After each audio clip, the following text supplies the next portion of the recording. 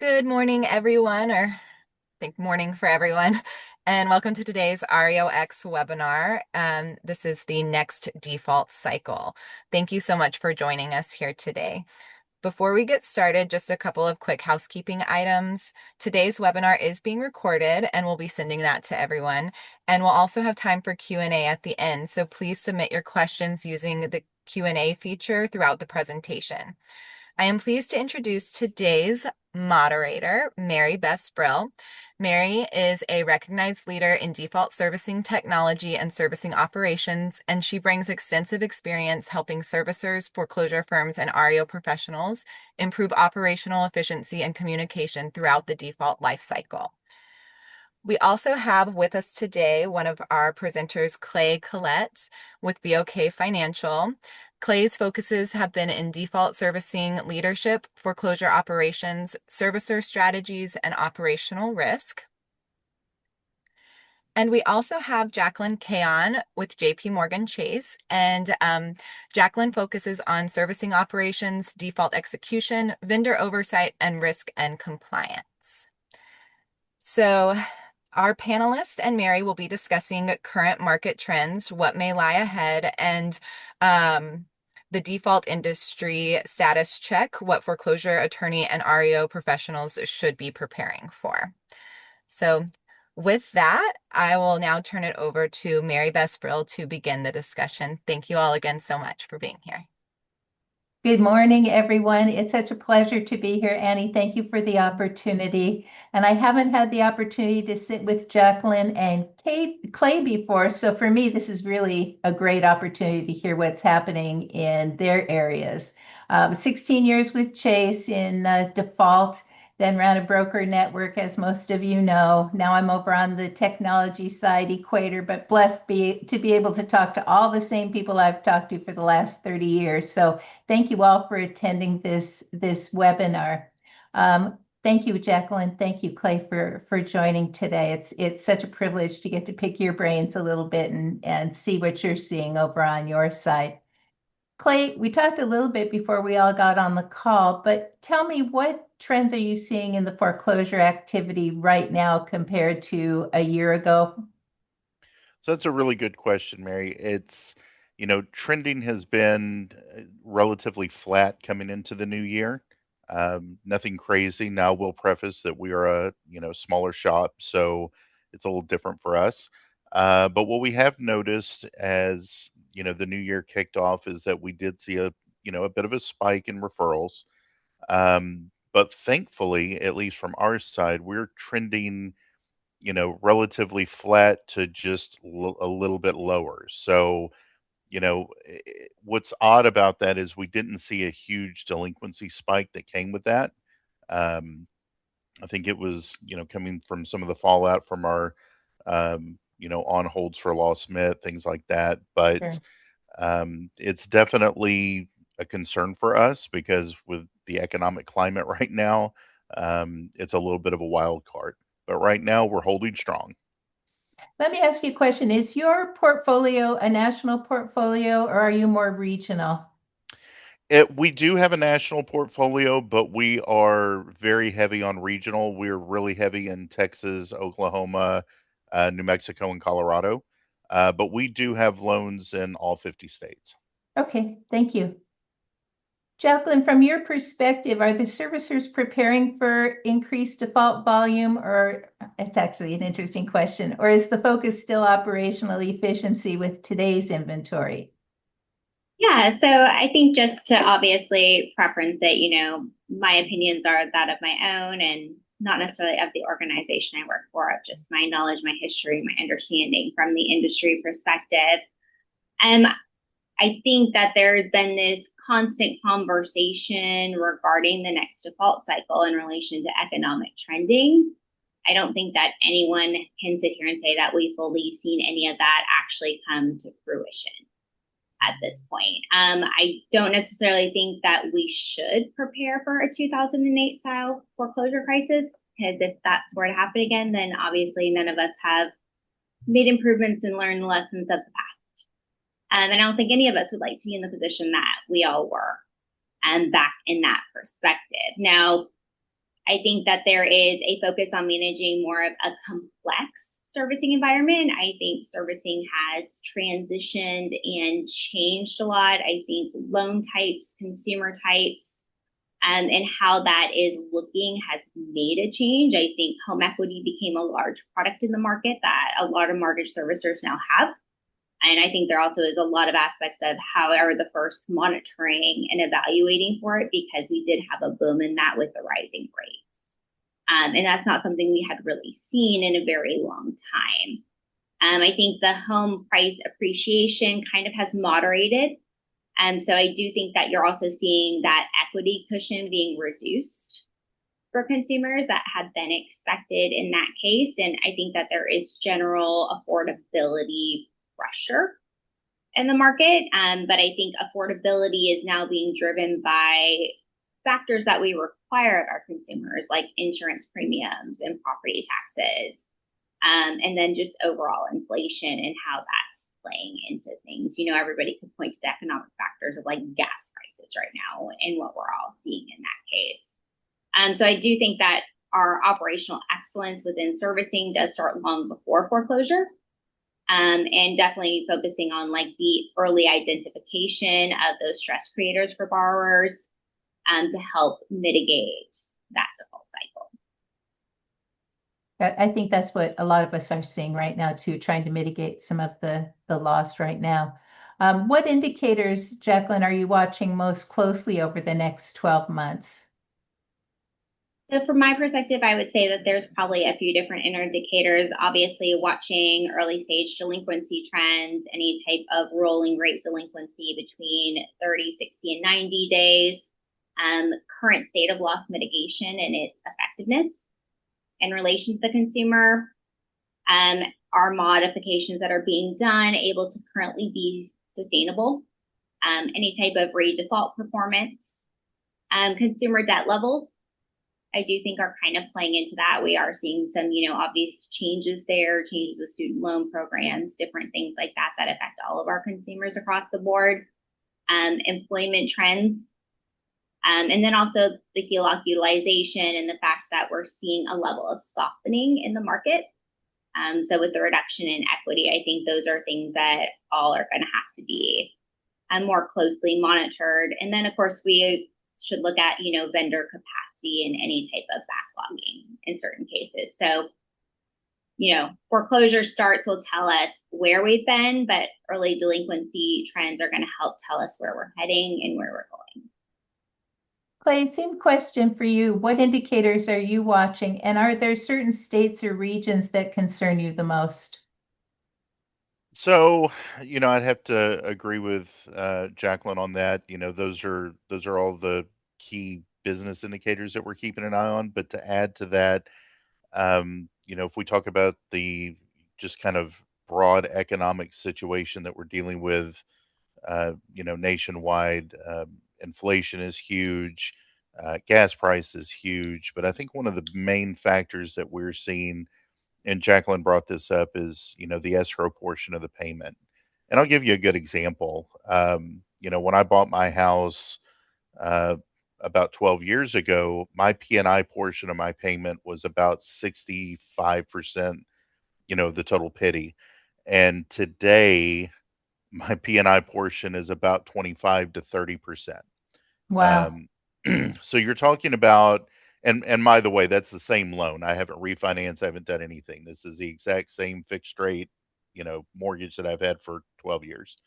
Um, and that's one of the things that we're seeing with our customer base, is that affordability is not about what your credit card debt and how many new cars you have. It's more in line with what is your insurance rate and how much of your taxes have gone up. And that is one of those things that, we've seen throughout, I know, my career, but not to the level of where it is today. You have, you know, perfect credit individuals that have very little debt that are now struggling to, make a house payment. Um, the housing crisis back in 2007, 2008 was a completely different animal than what we're seeing today. Now, I also agree with Jaquelyn. I don't think we're headed to something like that. But the outlook for the next 12 months is very concerning because we just have so many factors out there that we can't really project to, you know. Um, and I certainly won't turn this political, and it's not intended to be, but we have a war going on right now where one day we sign a treaty and a ceasefire, and then the next day we have bombings. So, you can't use that as an outlook. So, one of the things that we're doing is just, really keeping our finger on the pulse of what our customer is telling us and, trying to react accordingly. As far as regions that concern me, honestly, today, I think it's kind of the standard, typical, my far west coast, my far northeast, kind of the usual players.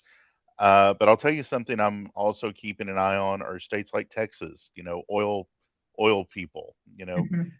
Oil is a big issue right now for the aforementioned wars. And, these are the states that are going to come into play here probably sooner rather than later. So it's, definitely Texas is a state that I'm keeping an eye on. Jaquelyn, anything you want to add there? Yeah, no, I mean, I think definitely, obviously, to add additional, some of the other trends that I would watch over the next 12 months would also be what's happening within the origination space. There's a lot of new products being proposed, a lot of changes, potential scoring changes. How is that going to create impact on the portfolio as we're making transition? So I do think that we're going to see some differences in relation to the things that are coming out from the GSEs, what we've seen from FHFA, and just in general, right? People trying to figure out, how do I create a more affordable consumer process? And how do we treat that on a go-forward basis? I don't necessarily think my concern is less in relation to, regions and states in that perspective, but it's just more over the overall underlying conditions of the economy. And in particular, different states are going to be affected in different ways. And obviously that slower home price appreciation and rising insurance costs. We've already seen in Florida and California where they put specific plans in place to help make insurance more affordable for consumers and to attempt to bridge some of the gaps that they're seeing. So I think there's also well, how will that start to play? And then I don't think, like, obviously states and regions are concerning. I do think that we'll potentially see a shift in some of the state environments from a compliance perspective because we do have less regulation at more of the federal level currently. So if we were to see any upticks, I would expect that, some of the states might come back down with some different changes and requirements on our side too. Good point. Annie, next slide for us, please.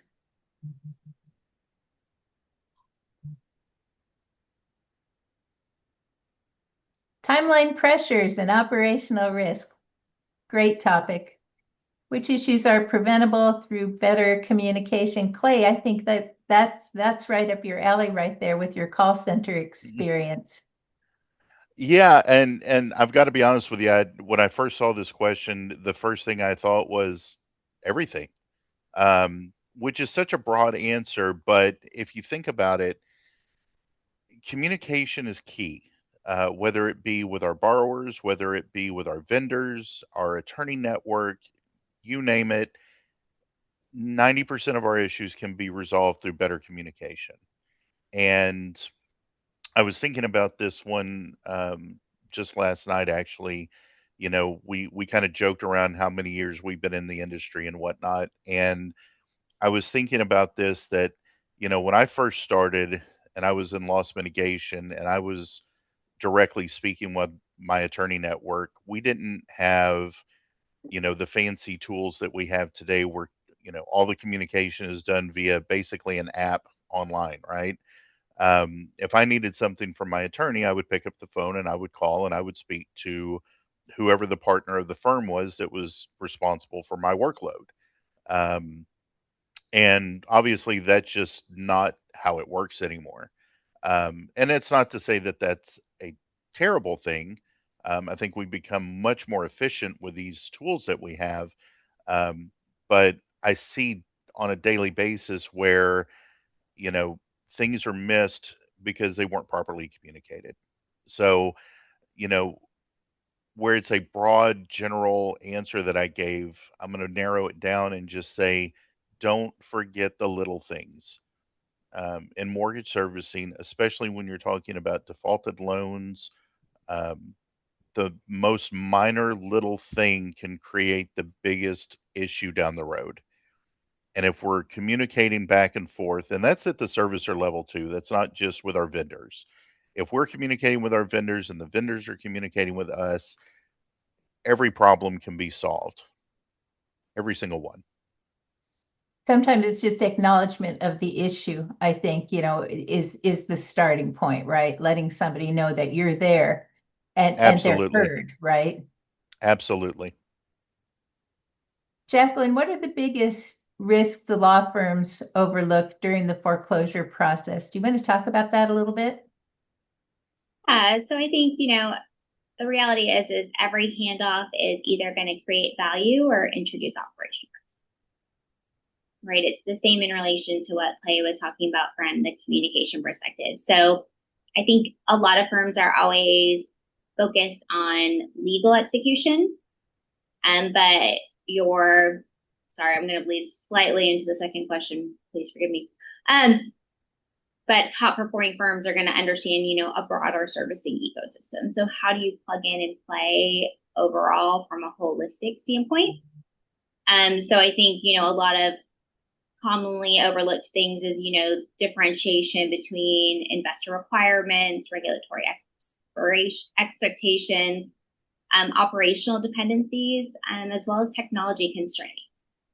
Consumer communication, data quality is becoming a huge thing, right? So, even though we may pick up phones and call and talk, but the aspect of, that quality of the data and the information that we're all relying on to speak the same language is going to be a large ordeal, as well as those are the types of details that, wind up getting us in trouble throughout the foreclosure process, is not having the consistency within data. Relationships, and then ensuring business priorities. I do think that one of the biggest things that as we're moving into this next stage in this new environment, that will change for the firms, and in part that's because we've seen some, restriction and consolidation overall within the industry as well as from the firms, is ensuring there's proactive communication and capacity planning, right? So if we're going to see increase in volumes, it's not are you going to be able to take it on, but can you take it on and actually execute, meet the timelines, follow it? So I think communication around expectations, forecasting, and capacity planning is actually going to really be something that not only was historically overlooked, right? Because there was so much out there, we hadn't seen the consolidation and the changes that we had historically. But that's also what's going to start separating some of those top performing firms, is the ability to create those relationships, work through, and plan to ensure you actually have the capacity to take on potential files that are coming down the pipeline. Really good points, all really good points. And if I can just say one thing myself here, communication and the law firms and the biggest risks. I have a lot of agents calling me when they get down to closing and there's title issues, right? And some of the title issues, believe it or not, although the property may have changed hands through mergers and acquisitions and so forth, the spin cycle, right? There will be outstanding title issues that the agent gets it, the agent's ready to close it, and here something pops up. So for me, the title issues are huge right now. So for me, that's one of the biggest risks, is making sure we've got clear title so we can move forward. So it's becoming a bigger and bigger issue, I think, out there as there's more movement in the marketplace. Yeah, no, I think that's a wonderful point in relation to the title side, because I also find that, curative can be individual choice Right. during the closure process, right? So it's, do the investors and servicers make the decision that they actually want to pay and cure, or are they, some of them might be like, I know it exists, but like we'll deal with it when we have to deal with it. I don't want to deal with No, that's right. Exactly right. it. We don't want to incur extra costs by having to send it back and start the process over to eliminate something that should have been taken care of, months ago. So, Annie, let's go to the next slide. Compliance and litigation. What issues have become more significant over the past year, and how have litigation risks evolved? Clay, do you want to start? Sure, I'll take on this one. Compliance issues. Um, when you're especially dealing at the call center level, compliance issues are huge. And it really comes down to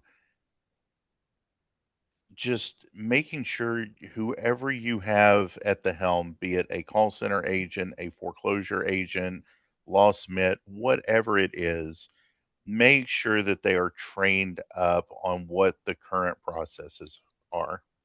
Um, the compliance issues that we're seeing right now, really, luckily for us, not that many. Um, but I want to shift gears, and it's probably not going to answer the question perfectly, Okay. but I think it will take us in a good direction. Um, the borrower is becoming more savvy. Okay. We are in the age of information, and we have borrowers, whether they're right or wrong, um, are internet warriors, and they will find answers to things in the most meticulous way. Um, and quite frankly, if your processes are not tight, they will catch you slipping. Now, we find that it's not as prevalent as you would think it is, because it still takes a little bit of sophistication to kind of read some of the laws that we have out there and try to exploit them.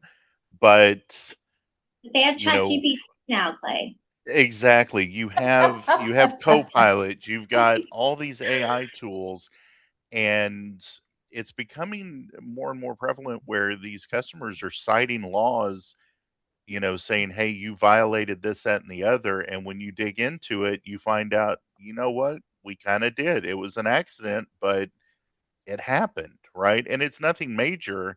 But as we all know in this industry, a very minor slip up can be the difference between you writing off a balance or moving forward. Um, so uh, I know I didn't touch on anything very specific, but I think today more than ever, training our staff to know the rules and to execute accordingly is probably the biggest key factor that we have. And this is especially true with anything borrower facing. Yeah, agree. Jack, And you want to? Oh, I'm sorry, Clay, go ahead. no, I was going to say, the litigation risks, it kind of spills into that with that statement, is that because the borrowers have this information, and because they have a chat GPT, the litigation that we are seeing these days, again, has become a lot more sophisticated. Back in the old days, if a customer decided to fight something on their own without an attorney, you just kind of brushed it off as, yeah, they're not going to get very far. And today, if they are somewhat sophisticated, we are finding that these non-attorney representative customers are coming in and building really, really good Copilot based, responses and making headway. Yeah, it's an interesting time in our industry from that perspective, for sure. It's not this time around. I don't think it's going to be a robo signing issue. It's going to be a whole host of new problems for us, I think. So, Jaquelyn, you want to talk a little bit about compliance and litigation? Yeah, no, absolutely. I think, the difference is compliance is no longer avoiding findings. It's demonstrating the operational control, right? So very much to like what Clay had spoken to, right, is it's not just a finding we can explain away. You have information, educated consumers, you have a history of what happened historically in the market, right? So there's a lot of data and information that creates this additional perspective. And that allows the consumers more access, more understanding. So again, if we're not on our game with the operational control perspectives, and that tight communication with our partners, it leaves us all open from that perspective on the risk side. I do think that litigation is increasing on servicers, and it's helping like cause delays and issues with our foreclosure authority in a lot of cases. I think we're seeing heightened scrutiny around consumer communication practices in Yeah, that agreed. regard. Yeah, so and I think like a lot of courts and regulators are expecting very strong documentation, audit trails, decisioning, and governance in relation to any type of decisioning to move forward. And obviously in this perspective overall, right, the more technology, the more information that becomes out there, I do think, potentially if we're going to get into, different things around, data privacy, cybersecurity, and even potentially AI governance, right? So depending upon how applications of AI are coming within the servicing process, and that those might start becoming arguments surrounding, how those decisions are actually being made throughout the foreclosure. Yeah, it's an interesting time with AI involved, that's for certain. Annie, take us to the next slide. Servicer expectations for foreclosure attorneys. For the benefit of the foreclosure attorney audience, what characteristics define your highest performing foreclosure firms, and beyond meeting timelines, what differentiates exceptional legal partners? Jaquelyn, do you want to start? Yeah, so I think the characteristics that kind of define the highest performing firms are really going to be consistency and predictability. And the best partners will never allow any types of issues to become a surprise. And I think that's one of the most important things, right? I think we are all of the realization that there's always going to be a problem. Nothing's going to be perfect. But it's how do we work through the problems together for more of a consistent and predictable aspect. So ensuring, the firms have these highest performing key attributes of transparency, communication, collaboration, data quality, and escalation discipline, as well as just like a mindset of continuous improvement. Right? We all want to create improvement and streamline processes, and how do we, avoid any of these issues in the future? Beyond the timelines, I think the differentiators become strong governance, scalability, and operational capacity. Any type of technology integration and capabilities. Again, I think cybersecurity is just something like we're in a constant state right now. Mm-hmm. Proactive risk management, and then the ability to align any type of legal execution with servicing objections and objectives, right? So ensuring that like if there's a concern or there's a conflict within our expectations that's creating a problem, that those items are clearly communicated in those areas. Clay, would you care to comment further on that? Sure. This is an interesting topic because in the last, couple of years, we have gone from, an attorney network where, the firms were specific to the state. Mm-hmm. So now it is the, kind of the mega firms, because that's what the servicers want. And the investors are requiring. And I think one of the strongest things that any of the firms can do is to just be experts in those states that you've, taken on. Every state is different, although so many have, so many similarities. But, we all know that there are problem states out there that have, county specific rules that have to be followed. And if you don't understand those rules, things will be missed. And the last thing we want is for anything to be missed, because it just creates bigger problems. But to Jaquelyn's point is, being consistent, being communicative, things like that. There's pros and cons to the way it used to be to the way it is today. Um, Right. and I think one of the pros that we had when you had the individual state driven firms is that level of um, communication and customer service. I go back, I'm very old school. I go back, 30 years, and the ability to just pick up the phone, you dial a number, you go straight to a live, partner of a firm, was always something that was very cool about what I did on a daily basis.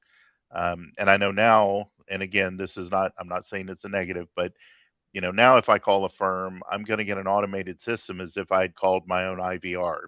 And, you know, I've got to press one to do this and press two to do this. And, um, we kind of lost some of that personal, customer service. I don't think that's anything that's going to change, and I don't think that it necessarily has to. Um, but if we try to remember that we're all in this together and be consistent with the level of service that's provided, I think that will go a long, long way. Agree. And I hear you really both saying what you said in the initial question, communication, right? And if we're getting the communication from the firms on the issues, I think it's a much better experience for everyone involved. I know personally to have to leave a message when it's an urgent question is very difficult, right? So take us to the next one, Miss Annie. I want to throw one more thing out there because Sure, that sure, sounded please. very one-sided. That goes for the servicers too. Um, it's not just the servicer that's going to call a firm and need something right then and there. The firm also is going to have moments where they need to call the servicer and need something right then and there, and the servicer has to reciprocate. Communication is not one-sided. It has to be on both sides. Agree. Thank you for that. All right, for our REO broker members on the call, Jaquelyn, how has your expectation of REO brokers changed? I don't necessarily think that it's changed. I think the aspect of their ability to help provide more strategic market intelligence is probably the go forward path in comparison to the historical perspective. I think the expectations obviously extend now beyond just the listing, but also assistance with any type of disposition activities and things from that perspective from them. So I do think getting aspects for pricing insights, neighborhood trends, buyer demand analysis, property condition and observations, any type of local inventory intelligence, as well as maybe even an estimation of days on market. I do think that helps servicers to better estimate and plan from any type of holding on their books and perspective on their end. And I was with somebody very interestingly earlier this week, was having a conversation with the CEO of a different company about, my concerns with the bubble that was created in 2020 that caused this massive increase in the market, which was really in relation to cash coming into the market, right? It wasn't actually in relation to the mortgage lenders and the servicers actually lending the money. It was because of the cash market, and it was because people would pay over value, but not that we lend the money over value, right? They were always expected to come out of pocket in cash if the appraisal didn't come back. So I was interestingly talking to the CEO of another company that has some valuations, and I said, it would be very interesting to be able to understand on the market level, right, is how much is coming out in cash in comparison to mortgage, because eventually what happens is, right, that skewed all these appraisals way up, which is also why we're seeing now the correction in a lot of the markets. And, Zillow published, I believe, just last year that, there was an extreme loss of value overall. And the reality is that came from cash. So I also think understanding, even just rental trending in the neighborhoods helps from the brokers too, right? So, I mean, is it a neighborhood full of rentals? Is it truly for single family home buyers, right? So some of that type of more deeper level market understanding, I think can help the servicers better plan on, how would they move forward and market the property. Yeah, you talked a little bit, the next question on here, how important are local market insights versus automated valuation tools? And on our platform, the conversations about using AI on BPOs, because a lot of agents have given us feedback on that, of course. And my recommendation for many years is, stay in your lane, stay in your market. I was at a conference recently where there were some brokers that were talking about, oh yeah, I take AI, I ask them to do the BPO, and then I go through and I weed out what I don't want and what I do want and input my own information. But it's kind of interesting to hear how some of them are using AI. So, and Clay, can you speak to that at all yourself, what you're seeing? Yeah, I'll be honest with you. AI is a great tool. It's also a scary tool. Um, you cannot replace a person's knowledge with a computer.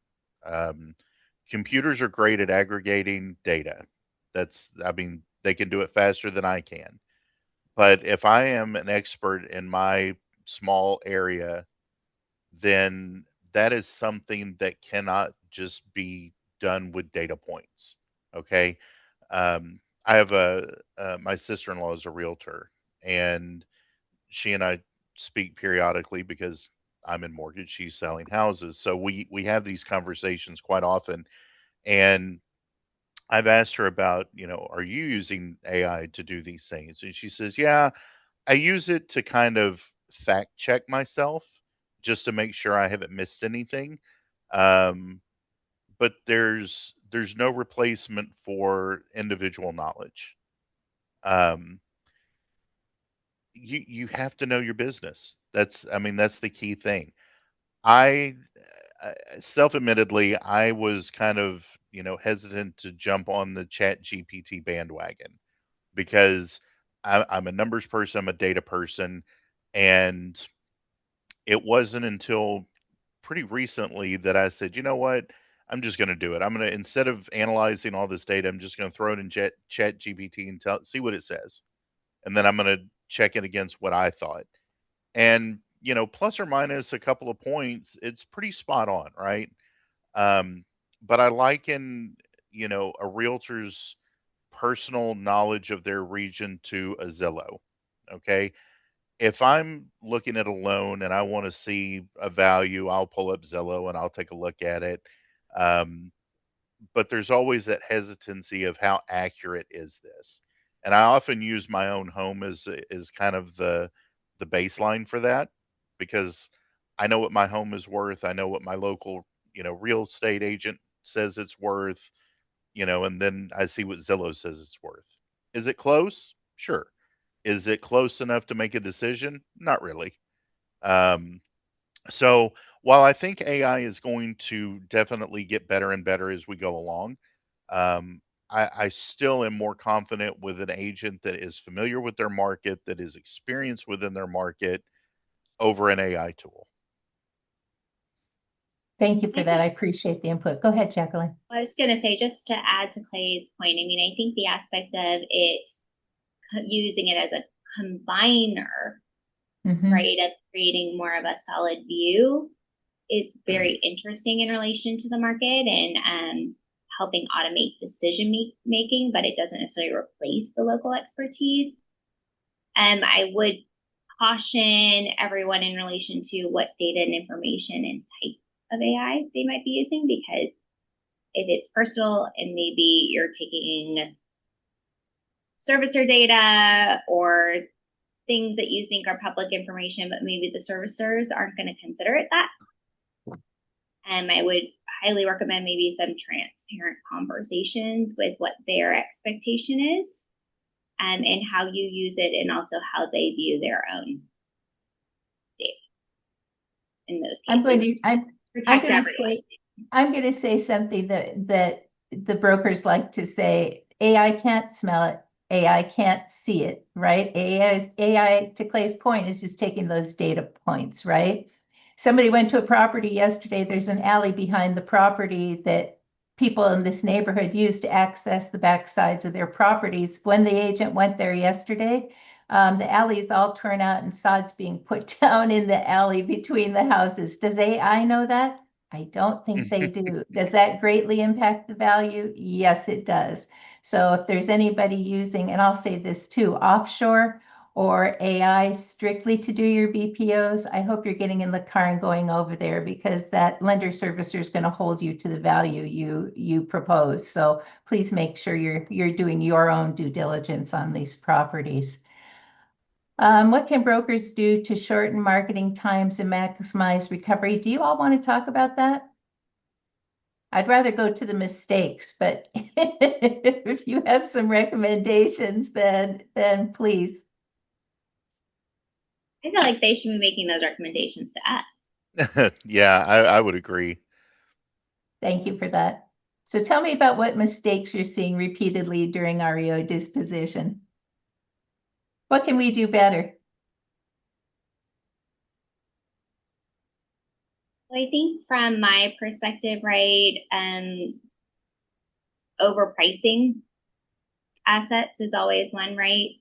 I think developing price points that might show time on market, right, of how fast you could expect something to sell based upon multiple option price pointing is potentially palatable and interesting. And for servicers versus just having something overpriced that sits there. Obviously, a lot of servicers and investors have more control and ability in relation to what they view and deem, even just in comparison to what appraisal or a BPO says from the market perspective on their end. And that side of it, I think delayed occupancy and condition reporting is always, a struggle. And not getting clear communication about any market changes. So, like ensuring that anything that's changing quickly is communicated directly and clearly in those cases. I would warn if anybody has newsletters or different things being generated by AI that they should always be being reviewed. I will say, like, I get emails from people and I can tell they're written by AI and I delete them. And if it doesn't sound like a person or you and I can tell, then I will not respond. Thank you for sharing that. Or if I respond, I will tell you don't use AI to write an email to me, or if you use it, it better not sound like it. I think that's a frustrating thing, like in relation to how people are adopting it in some cases, that if you're not checking, if you're not looking at it, it can be very simple to tell. And where the communication is not being written by you, let alone in turn not being reviewed prior to it going out. So I think that's the whole AI where you have human in the loop conversation requirement. That's kind of a very popular opinion and topic in relation to those that are implementing it. I also think just insufficient documentation on market activity and failure to provide pricing adjustments and strategies quickly. Kind of like what I said of almost working through like a menu of options in the upfront perspective, and then any types of obviously delayed escalation of title issues to us. Those always cause issue just depending on how long it could take to cure. Sure. Clay, do you want to talk about mistakes you might see during the REO disposition? I think Jaquelyn pretty well covered it. I think just to add to it, and I know she, basically said the same thing, but communication is key. If you see a problem, let us know. If we see a problem, we have to let them know. And I'll harp on one more thing is, be aggressive with the sale of the property. Don't overmarket it. Don't overprice it. And it kind of goes back to knowing your market, right? Right.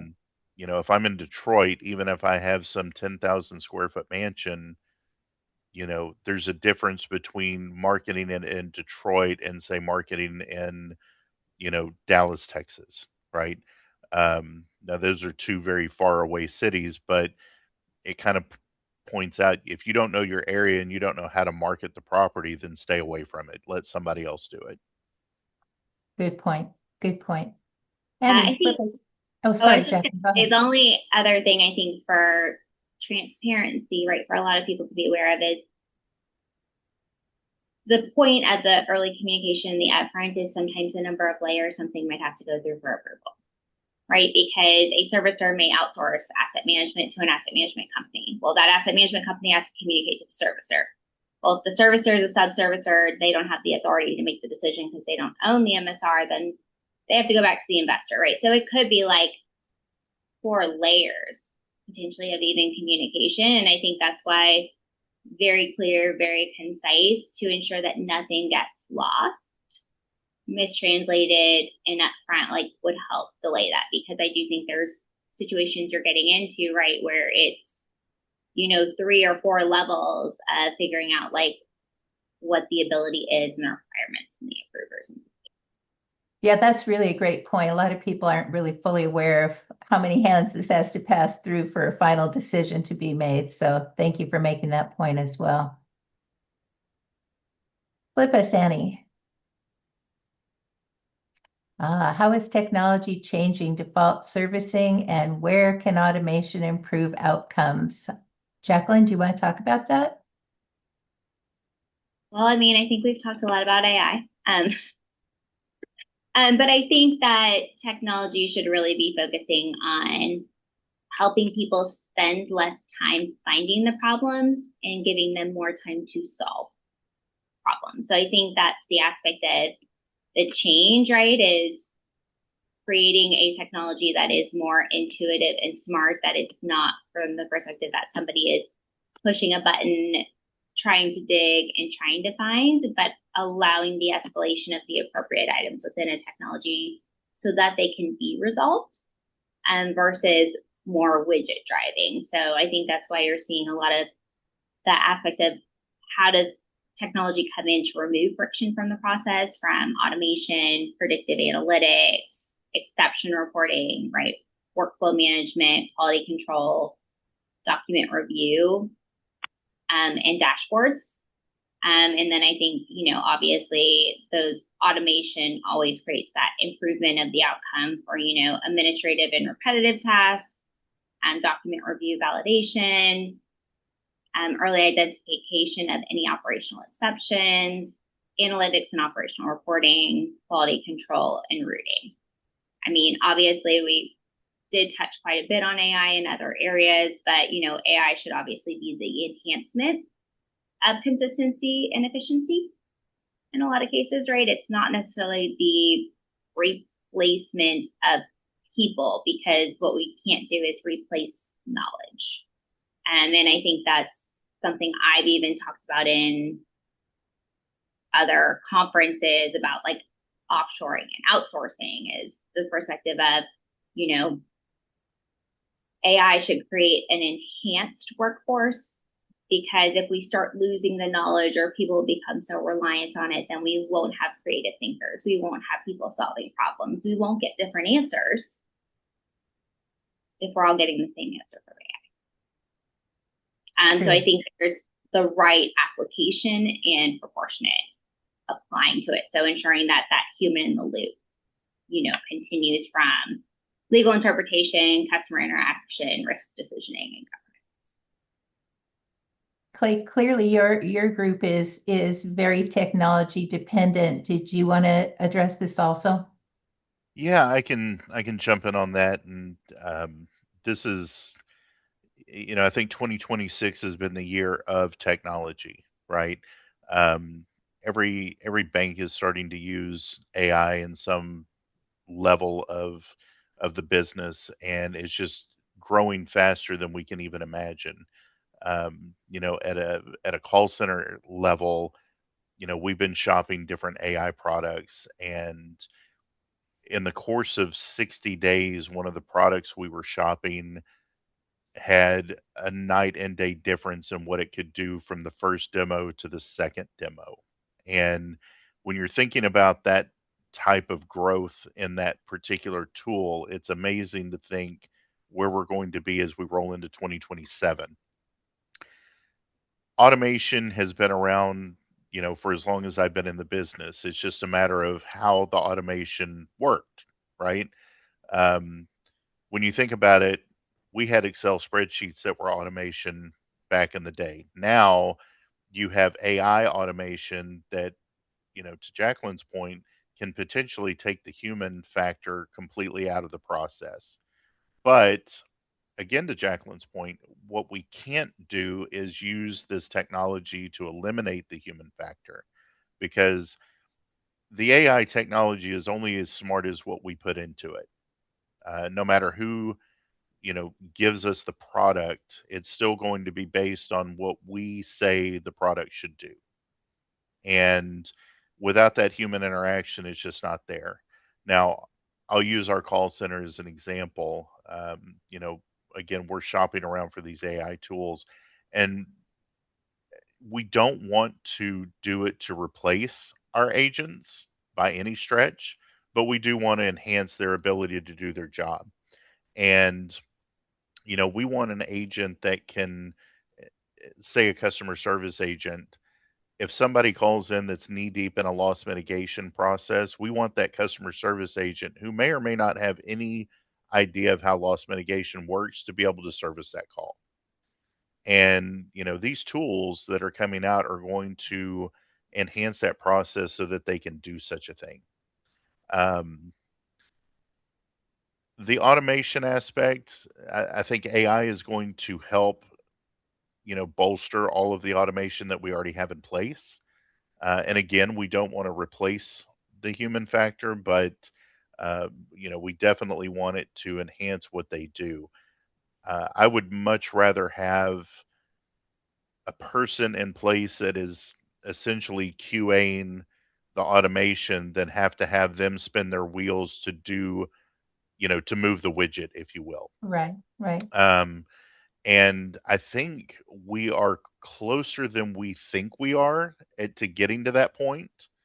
Um, with the way these tools are evolving, they're evolving week over week, not month over month or year over year. And we've gotten to the point where we're not, I don't know how ready we are for that, to be honest with you, because we almost can't keep up with the automation of automation, if you will. So it's an exciting time. It's a little bit of a scary time. Um, but I think if we embrace the technology, we open our eyes and be open minded about it, I think bringing that technology in is only going to make us that much better. And, um, the one thing we keep talking about is, not replacing, but enhancing. And when everybody jumps on board, I think you're going to have your same strong core unit of people that are able to do their jobs 1,000% better, just because of the technology that we're bringing in the door. Sure, improved efficiencies. Agree, agree. Annie, do we have one more slide?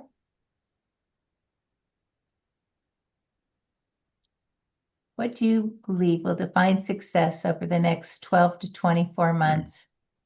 And final advice for firms wanting to become preferred servicing partners. All right, let's go first. What do you believe will define success over the next 12 to 24 months? Pretty broad question.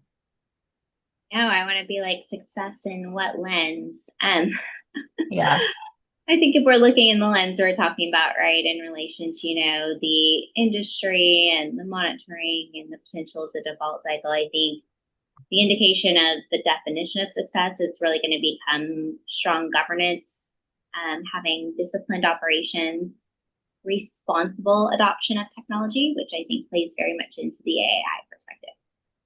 And like I said, understanding servicers' expectations around it, even communicating with them with how you're using it to ensure that everybody is comfortable and on the same page in those different regards in that case. Building and applying those trusted strategic partnerships, consistency, transparency, and adaptability.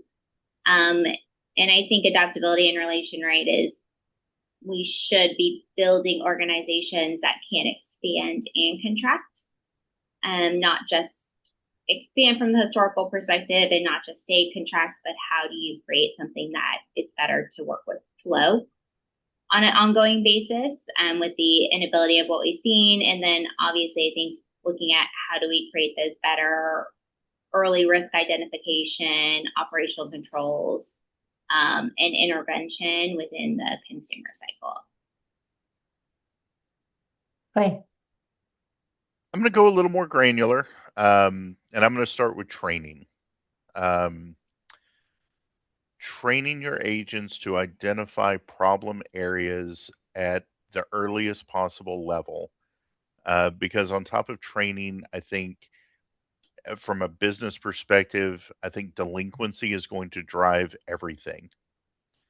If you can manage to keep your delinquency low, we can keep our foreclosures low. We can keep everything from a default perspective low. If you can train all of your people to do their jobs efficiently, with or without, the aid of all these tools that we're talking about from a technology perspective, and recognize problems before they become problems, I think that is going to help us get into the next 12 to 24 months and beyond. And I'll give you a prime example. We've talked a lot about one of the financial drivers that we're seeing creating delinquency is the escrow portion of the monthly payments, right? Mm-hmm. And if you think about it at the earliest point, when do we find out that a customer is struggling with that portion of their payment? It's at the customer service level. And you wouldn't think that your customer service is going to help drive your delinquency, but it absolutely can, because the first line of defense is going to be that customer service agent that talks to a customer who says, "Why did my escrow go up?" And that is your red flag to say, you know what, they're not ready for this. We have a potential issue. They could turn into a delinquent account. Because we all know I'm not as worried about my 30-day delinquency as long as it's a rolling 30 or better. Now, I know that's going to freak people out because I'm worried about all delinquency, but a 30-day customer is easier to maintain than that 60-day customer or even that 90-day customer that's now becoming part of the bubble. Right. And if I can catch that customer in customer service before it even hits 30s, and I can resolve delinquency before it happens, then it's a win. And we all know that in servicing, delinquency drives everything. It drives staffing for all the ancillary groups, foreclosure, loss amendment, bankruptcy, everything revolves around delinquency. So if we can control our delinquencies and catch it early, that is going to help us more than any, thing out there. Good point. Thank you for that. And I'm just going to throw one more thing out there right now on the Equator platform, short sales off the chart. So we have a lot of short sale activity on the platform right now, trying to save the borrowers from going to foreclosure. So it's going to be interesting over the next several months to see what that looks like, but it's growing by leaps and bounds right now. So part of what we're doing is trying to help the agents get educated on the short sale process and try to circumvent some of the foreclosures moving forward. So just throwing that out there as well. Annie, was that our last slide and we're ready for Q&A? Yes, it was the last slide. I'm so sorry. Pulling up the Q&A, there are a lot of great questions I've seen coming in. So thank you again to Mary, Clay, and Jaquelyn. That was a great discussion. So we do have time for questions from the audience. Our first is from Laura Dietz, who is actually on the REOX Advisory Council. She's asking, as we prepare for the next default cycle, what skills and technology and operational changes should brokers be investing in today to remain valuable partners to lenders and servicers? I know that was touched on a little bit, but does anyone have information to expand on that?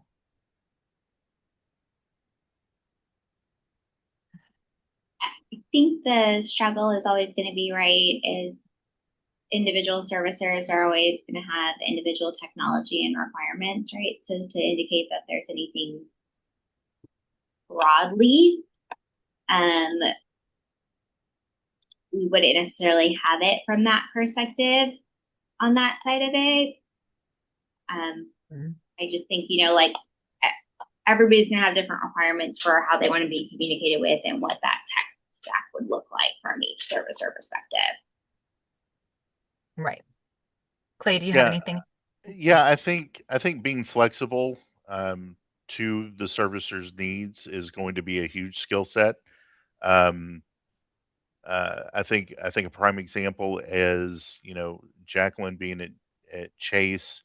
Their requirements are very likely much more different than what my requirements might be. Just it's just a shop size, right? So being flexible to the needs of the servicer is going to go, a million miles. Okay. Thank you for that. The next question we have is from Ian McKenzie, and it is, as far as communication goes, if we send more information than the normal monthly market reports, does that help more? So we can help get noticed more over the competition. I think inundating someone with data is one thing. Um, Understanding what you're sending is probably the better thing. And it kind of goes back to, uh, I don't want to sound like a broken record, but there is still flexibility of, knowing what your servicer wants. Mhm. Um, but it's kind of a know your audience, right? If the servicer doesn't understand the data that's coming in or doesn't feel that you understand the data that's been sent, I think that would be ineffective. So I think open communication with your servicer would dictate, just ask them what they want to see. It's almost like getting a new supervisor, right? Right. You get a new boss and you don't really know what they want. So instead of just throwing everything you can at them, just have the simple conversation of, tell me what you want. I will make sure you have it. And then as the relationship grows, you may kind of on your own learn that they want a little bit more of this and a little bit less of that. And you can, kind of adjust as you go forward. Right. That makes sense. Jacqueline, do you have anything to add to that? Yeah, I mean, I think I would agree. I mean, I think that I'm sure they appreciate the aspect of having a monthly market report, but if there's nothing in the market for them right now, right? Like I think we're saying like that effectiveness of the communication really helps because it's about meeting their needs. I think they can appreciate the monthly market report, but if there's nothing active for them, then it probably isn't data and information that's applicable. I Right. would recommend the aspect of potentially looking at creating more of an executive type level summary of the market and maybe doing it through the lens of why is it important? Like why does servicer matter? Why should we care about the market, right? So helping create some more of that pointed communication, that's a little bit crisp and clear and maybe upfront with the detail behind. I think that's something that could become very effective for them, right? It's not just the market report. It's like, okay, well, what's in the report that matters? Why do they care? Why should I open it and read it, right? And look at it, like helping them understand like how those changes in times and things that are happening are creating an effect there. Right. Okay. Thank you for that. Our next is a comment from Portia Green. She wanted to let you guys know excellent advice on the capacity planning. Thank you. And we have several members calling out Mary for your great job moderating. Next, we do have a question from Mike. Sorry, I'm going to butcher that last name, so just stick with Mike. Asking how we can get a list of attorneys that have assets in San Diego. I'll just go ahead and answer. Um, I'm not sure if anyone else on this call has like ways to connect the foreclosure attorneys and the agents, but The housing exchange is developing LegalX. So we will make efforts in the future to try to, make those connections between the two groups. Does anybody have anything to add to that as far as attorneys and agents working together? Not from my side. Okay. Next, we have Cisco Gonzalez asking, are you concerned that AI adoption across multiple industries could create enough workforce disruption to eventually increase mortgage defaults, short sales, or foreclosures? I'll leave that to Absolutely. Um, and I say that because it's all going to depend on how the AI is used. you. Hmm. One of the things we talked about is, and we talked about it on our side of the fence of, why are you bringing in AI tools? Are you going to bring it in to replace people or to enhance their jobs? And the sad reality is that there are some companies that are going to bring in AI tools to replace workforce and not enhance it. Um, and sadly, probably within our own industry, that's a true statement. Now, because of that, yes, I think that is potentially going to drive some default, and it's one of the things that we just have to be ready for. Um, I keep a very close eye on jobs numbers and who's doing what. Big tech companies that are driving AI and big firms that are adopting AI because I want to try and keep an eye on where that may kind of drive my delinquency, right? So yeah, I think it is a very important factor that could create waves in the future. That makes sense. Jacquelyn, do you have anything to add to that? I mean, I think it obviously is going to come down to, that unemployment trending. I also think that if you, read the news, there's a lot of companies taking opposite directions, Mm-hmm. following some aspects of adoption. I think there's just still a lot of unknown. I think the Mm-hmm. struggle is it probably became a buzzword, and there wasn't adequate research done in companies surrounding how to actually implement and adopt. And Right. they're finding that, things didn't work out the way they expected. That makes sense. This next question might be more for you, Mary. So we have an agent wanting to get more into REO. What is some good advice for an agent getting started in the sector? Is there any class that you recommend taking? And what's the best way to start getting assignments? I'm very happy, Annie, if you give my email address out so I can just answer, Okay. directly to the REOX members that are on the call. Obviously, I would sign up for as many platforms as I could. Equator's free. And I don't know about the others, to be honest, a ResNet or a Pyramid or Bid on Homes, any of those. I don't know what the fee is, if there is one. But the bigger issue is joining organizations that will help you network, like REOX, for example. I was so impressed with your event in April and all the networking camaraderie there. And you make friends with an agent in New Jersey who knows somebody in California that wants to list a property, and I get the phone call, hi, I want to list, will you take my, it's that kind of networking that will help you get where you want to go. And all of the people we're working with the top 1%, in my opinion, of the brokers out there. So everybody's got connections with clients. Clients are looking for a good agent in another area. They're going to ask you if you're the point person for them in your state. Do you know anybody in another area that could take a listing for me? So I actually have clients calling me that are not on Equator that are asking for agent referrals. So it's really important to be on the platforms and to do as much networking as you can. I mean, look who you're sitting with right now, Jaquelyn and Clay, that you might normally not have an opportunity to chat with. So get involved with the organizations, attend webinars. In many cases are free. the attendees, as we will get a list of who attended the conference today or the webinar today. So it's important to get as much exposure as you can so people are aware of your existence and that you're an active participant in the marketplace. So get busy and get yourself out there. Thank you, Mary, Mary. Mary, would you say that it would be additionally beneficial for someone to have a background or at least some working knowledge of how default servicing works? Agree. And there are many certifications out there, Clay. I'm hesitant to recommend one because there are several that are very good out there. And in fact, Equator is actually building right now. It should be available mid-July, a resource tab.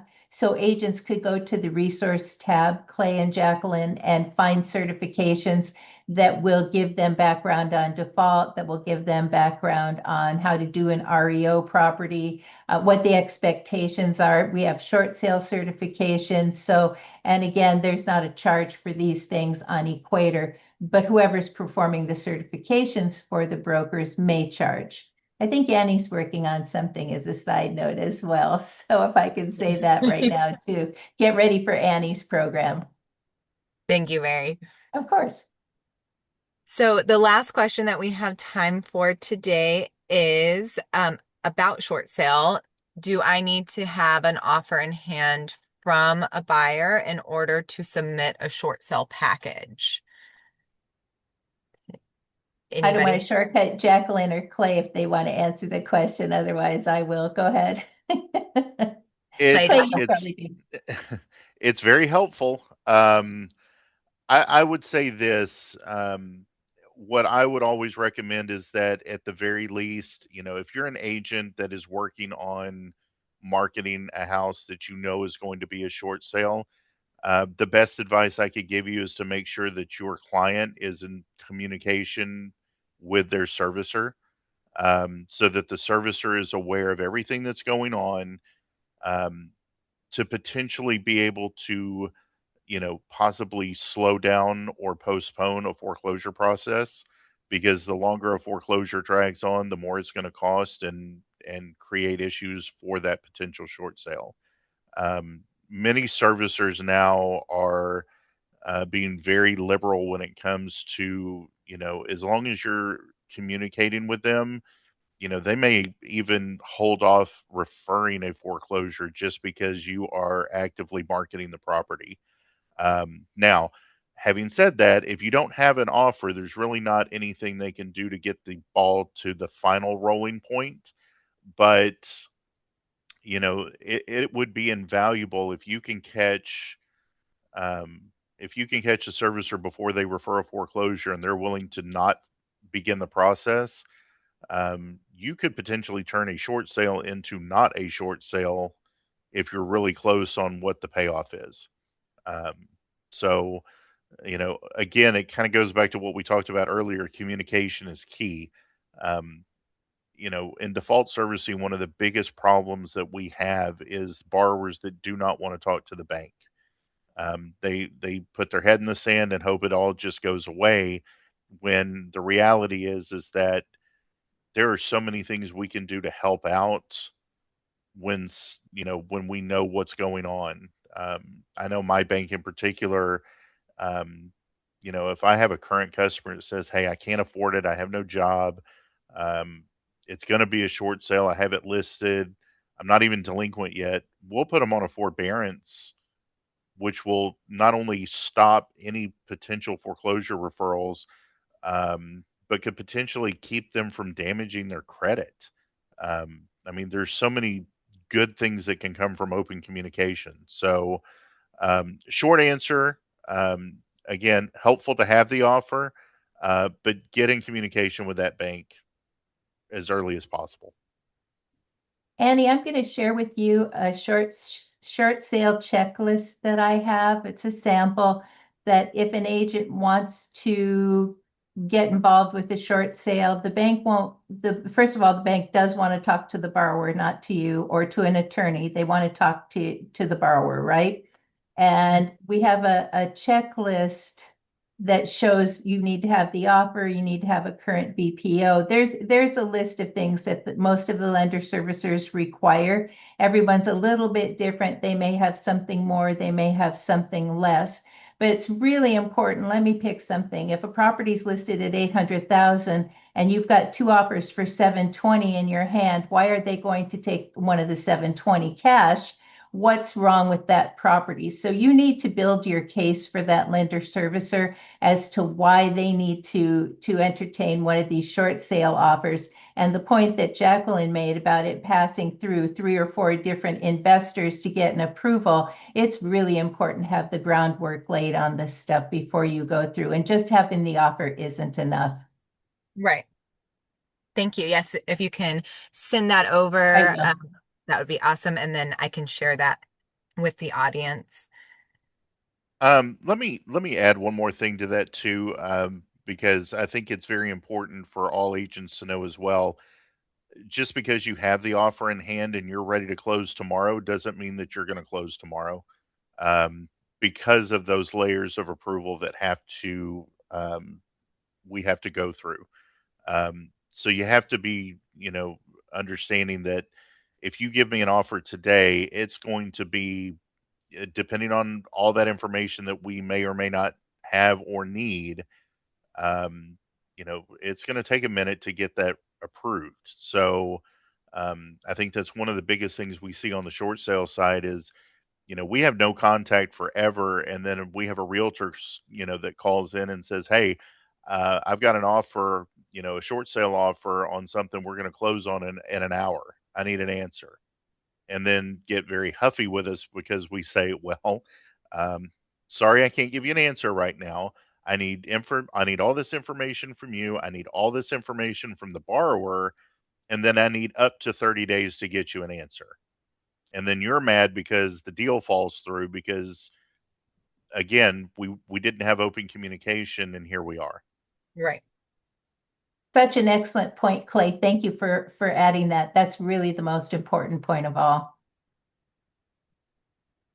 Yes, thank you. And then before we wrap up, I would like to give each one of our presenters a chance to leave us with a final takeaway. Mary, let's go ahead and start with you. Final takeaway, if most of our people on this call are agents, get out there and do your networking. It's whether it's short sale and you're going to get paid in the next few months. Thank you, Clay, for being an effective short sale offer there. Or you're going to just don't wait for REO. If you can work those short sales now, it saves somebody some heartache down the road. And thank you, Annie. REOX, you rock, you guys. That's all I can say. Thank you for having me on today. Appreciate you. Thank you so much. We appreciate you as well. Clay, do you have a final takeaway? I do. I'm going to repeat something I said earlier. Communication is key, at any level, whether you are, part of the foreclosure network, whether you're an agent selling homes, be it short sales or REO. I will tell you from a servicer perspective, it is much easier for you to go through the short sale process pre-foreclosure than it is REO, because you're selling a house, that's considered not distressed versus distressed. Um, as we all know, a foreclosed property is going to immediately draw nothing but investors and lowballers because they know the banks want to get rid of them, which obviously is going to take money out of your pocket. Um, but open communication is key, and just, knowledge, knowledge, knowledge. Always be learning. And again, Annie, thank you for having us on. Thank you so much, Clay. And Jaquelyn, any final word? Yeah, so I think from my perspective, just kind of my overarching thoughts for this webinar holistically is more along the lines of that we're in a very different environment today than we were in any prior default cycles. So this isn't simply about foreclosure volume. We're really in a aspect where we're combating affordability pressures, elevated interest rates, changing borrower behavior, evolving investor expectations, changes in regulatory scrutiny. and making sure our operating models are flexible enough to respond. So organizations that are going to continue to succeed aren't necessarily going to be the fact that you're processing quicker.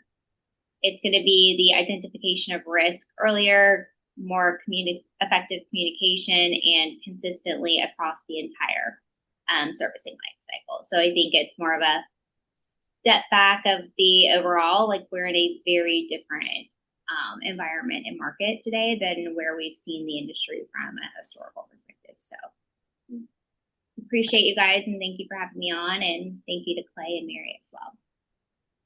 Thank you so much, Jaquelyn. Your insight was very valuable. And thank you again to our moderator, presenters, and everyone on this call for joining us today. We do appreciate your time and participation. A recording of today's webinar will be shared after the event. And please also, if you haven't already, just a quick plug, go to thehousingintelligence.com to register for our conference November 8th through 10th to hear from panels like this one today. And I hope everyone has a great day. Thank you again to Mary, Clay, and Jaquelyn. We hope to Thank hear from you you. all soon. Thank you. Thank you, Thank you. everyone. Happy 4th. Thank you. Bye, everyone.